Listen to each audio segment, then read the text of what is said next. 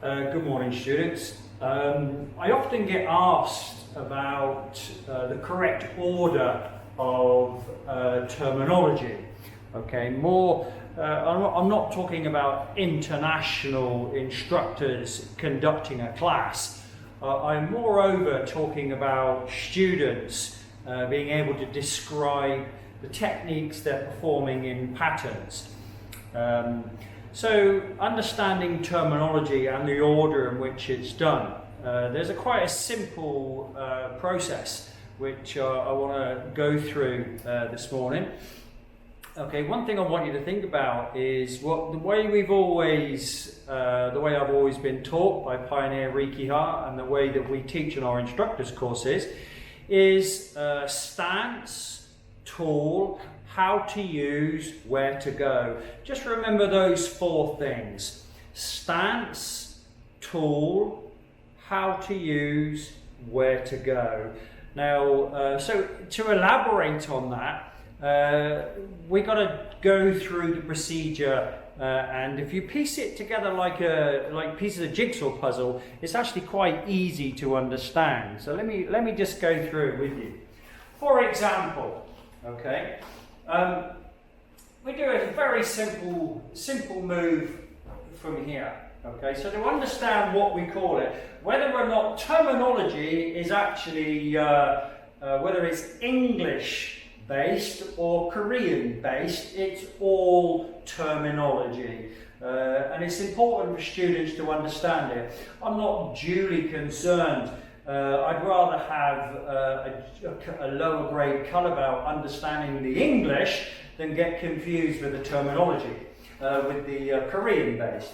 So we start with the stance, okay? Stance, tool, how to use, where to go.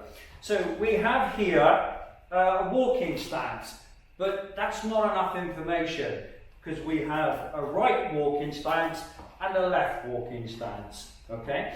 So we have a wen gunum so, or a left walking stance, part number one. Number two is the tool which we use it. For example, inner forearm, outer forearm, knife hand, reverse knife hand, fingertips, palm, whatever. So in this instance, we're going to select the tool and palm inner forearm. Fine. So we've got the stance, we've got the tool. We need to identify how to use it.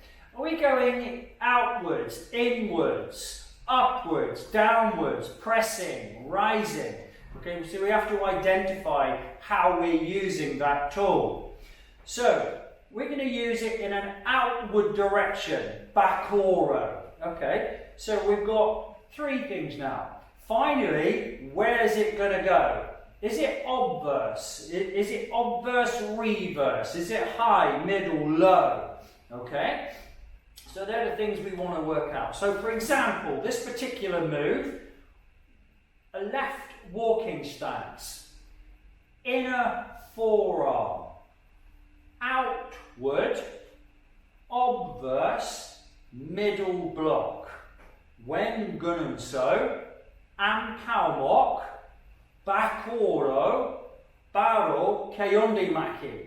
Okay, so that's understanding the principles of basic terminology.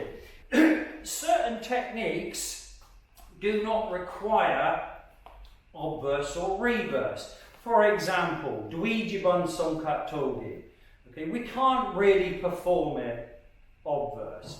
And palmok, Doli Mio Maki. We can't really perform it obverse. It doesn't work, the leg gets in the way. So certain techniques, there's not a requirement to indicate obverse or reverse. Okay, so that's just a basic understanding of Taekwondo terminology. Okay, and the order of which we do it.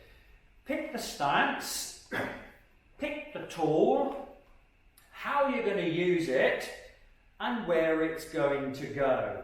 Okay, so for example, left walking stance, outer forearm, outward, reverse, low block.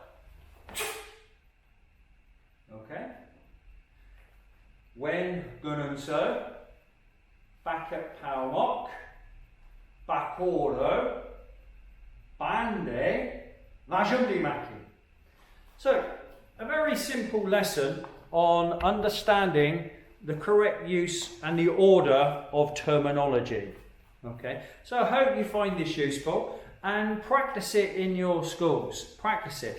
As I said, it's not the instructor teaching how to move forward and backwards, left and right. That's a different set of commands, more associated to international instructors. This is really for colour belts or students of any grade, identifying the techniques that they're performing whilst they're doing their patterns. Okay? Okay, thank you. Goodbye.